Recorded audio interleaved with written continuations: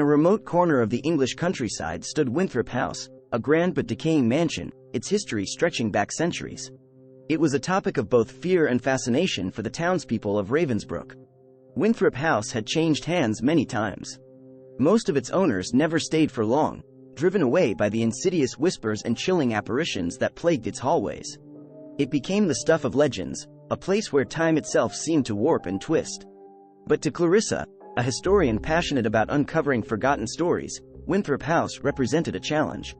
She acquired the mansion and moved in, determined to unravel its mysteries. As she settled in, Clarissa began to meticulously restore each room, uncovering layers of the past.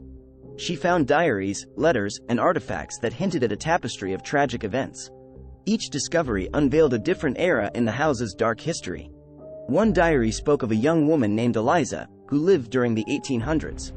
She wrote about her forbidden love affair with a servant named Thomas and the wrath of her jealous fiancé, Lord Montgomery. The last entry detailed her decision to elope with Thomas, but there was no record of what happened afterward.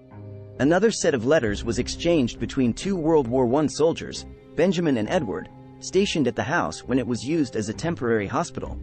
The letters spoke of a mysterious patient in room 13 who never spoke or revealed her face and the unsettling events that surrounded her presence.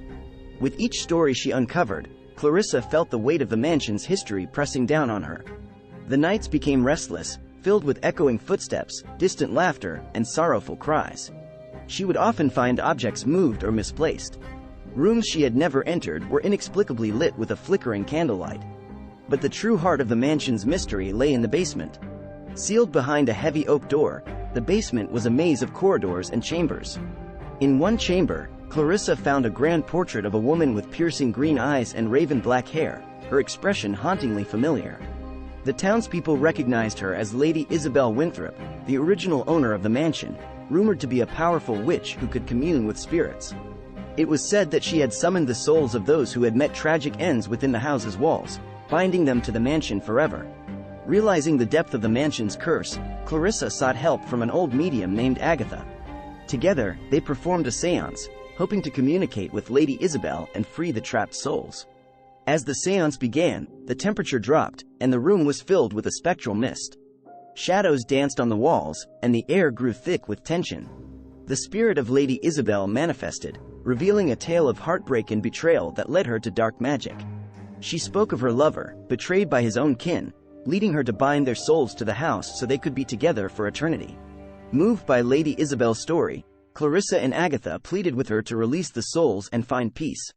After a long and intense battle of wills, Lady Isabel relented, allowing the spirits to move on.